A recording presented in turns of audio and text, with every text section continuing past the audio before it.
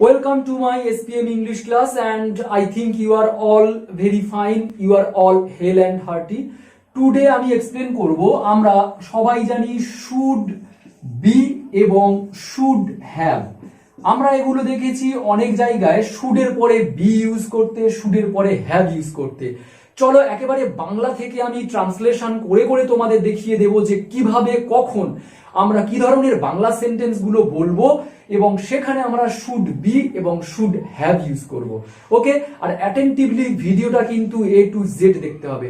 যে কোনো পড়াশোনার ক্ষেত্রে আমরা ভিডিও দেখি বা আমরা বই পড়ি, অ্যাটেন্টিভলি কিন্তু সেই কাজটা আমাদের করতে হয়, তাহলে আমরা দীর্ঘদিন সেটা মনে রাখতে পারি। সো আমিও সেই রকম বলছি যে তোমরা অ্যাটেন্টিভলি ভিডিওটা এ টু জেড দেখো এবং শুড বি আর শুড হ্যাভ আমরা কখন কোথায় কিভাবে ইউজ করব এবং এগুলো কি শুধু ইউজ হবে, এরপরে আরো কি ইউজ হবে, সেগুলো আমরা এ টু জেড এক্সপ্লেন করব।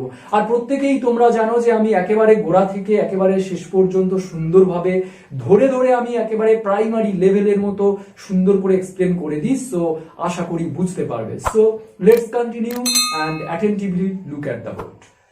Look at the board. আমি এখানে একটা বক্স, এখানে দুটো সেন্টেন্স এবং এখানে কিছু অংশ আমি লিখে রেখেছি অলরেডি, যাতে ভিডিওটা ছোট করা যায়। আমি এখানে তোমাদের এটা বলার আগে এটা বলতে চাই যে ধৈর্য ধরে কিন্তু ভিডিওটা তোমরা প্রথম থেকে শেষ পর্যন্ত দেখো। পড়াশোনা অ্যাকচুয়ালি পড়াশোনা করতে গেলে, সেটা শিখতে গেলে কিছু আমাদের একটু সময় দিতে হয়।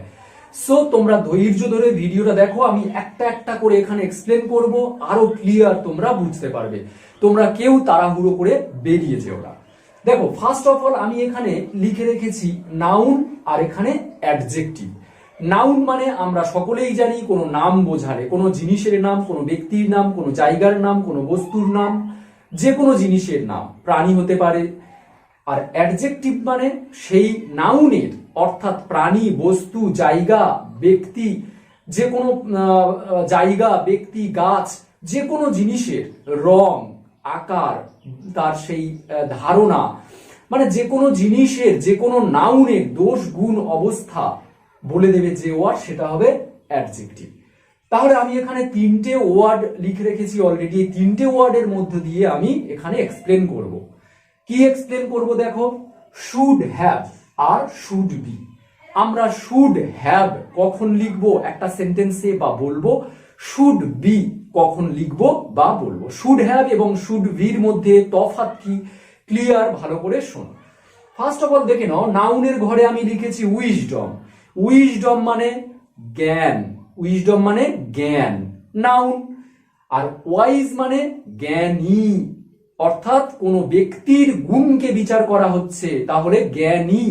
এই ওয়াইজ ওয়ার্ডটা হলো অ্যাডজেক্টিভ। স্কিল, স্কিল মানে দক্ষতা, দক্ষতা, এটা একটা নাউন। আর যদি বলি স্কিলড, এটা হলো অ্যাডজেক্টিভ, দক্ষ, এটা দক্ষতা, এটা দক্ষ। আর কনসাসনেস মানে চেতনা, সিম্পলি একটা নাম আমি বলছি, কনসাসনেস, চেতনা। আর কনসাস মানে সচেতন, সচেতন ব্যক্তি।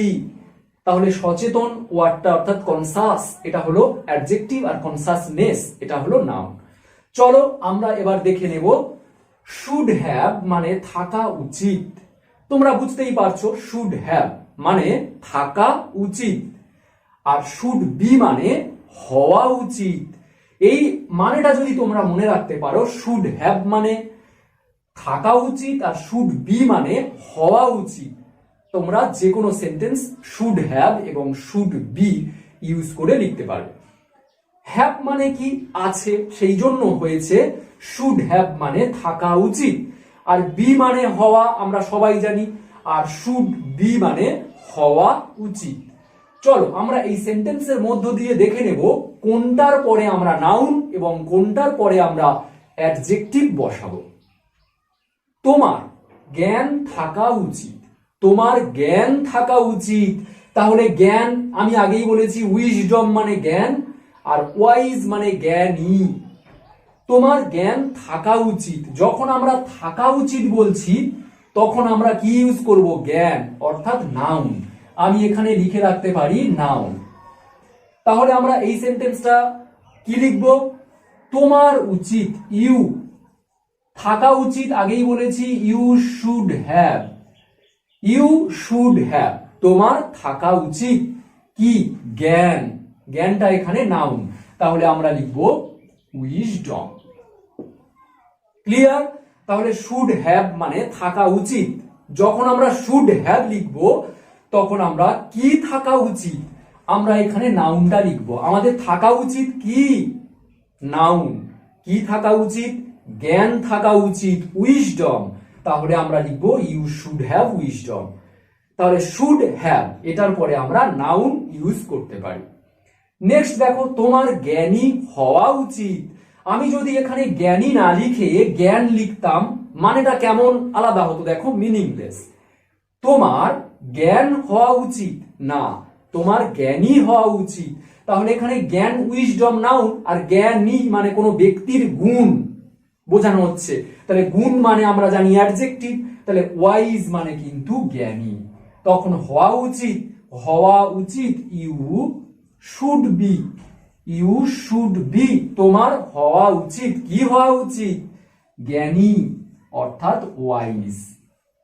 তাহলে আমরা বলতে পারি শুড বি অর্থাৎ হওয়া উচিত, এরপরে আমরা বসাবো অ্যাডজেক্টিভ।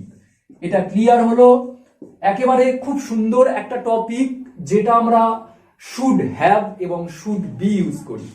আবার দেখো, আমি এখানে জ্ঞান না লিখে আমি এখানে লিখলাম দক্ষতা। দক্ষতা, তোমার দক্ষতা থাকা উচিত। আমি আগেই বলেছি স্কিল মানে দক্ষতা, আর স্কিলড মানে দক্ষ। আমি কি বলবো? তোমার দক্ষ থাকা উচিত না। দক্ষ বললে এটা হতো, কিন্তু আমি দক্ষ বললে মিনিংটা মিনিংলেস। দেখো, তোমার দক্ষ থাকা উচিত, দক্ষ থাকা উচিত এরকম তো বাংলা বলি না আমরা। তোমার দক্ষতা নাউন দিয়ে বলি, তোমার দক্ষতা থাকা উচিত। তাহলে আমরা দক্ষতা এখানে স্কিল, তাহলে আমরা নাউন ইউজ করব, ইউ শুড হ্যাভ স্কিল। তোমার দক্ষতা থাকা উচিত। আর এটাতে আমরা কি বলবো? দক্ষ। আমরা দেখো এখানে এখানে দক্ষতা বসাও, দেখো মানেটা আলাদা হয়ে যাবে। দক্ষতা দাও, তোমার দক্ষতা হওয়া উচিত। তোমার দক্ষতা হওয়া উচিত না, তোমার দক্ষ হওয়া উচিত মানে কোনো ব্যক্তির গুণ, গুণকে বলা হচ্ছে তোমার দক্ষ হওয়া উচিত। এখানে দক্ষ হলো স্কিল, যেটা অ্যাডজেক্টিভ। তাহলে আমরা দক্ষতা এটা নাউন, যেটা স্কিল।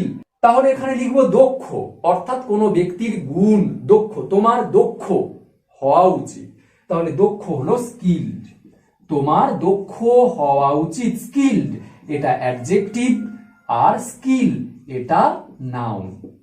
দেখো কি সুন্দর।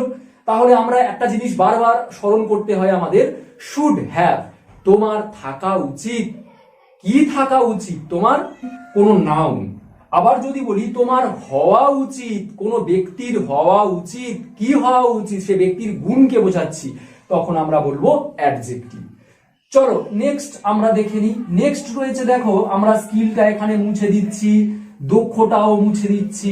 দেখো কনসাসনেস অর্থাৎ চেতনা, আর কনসাস আমরা কোথায় কোনো একটা ইউজ করলে ম্যাচ করবে তোমরা নিজেরাই দেখো।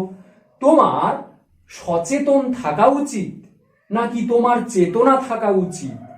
আমরা বলবো তোমার চেতনা থাকা উচিত। আমরা এখানে লিখবো চেতনা।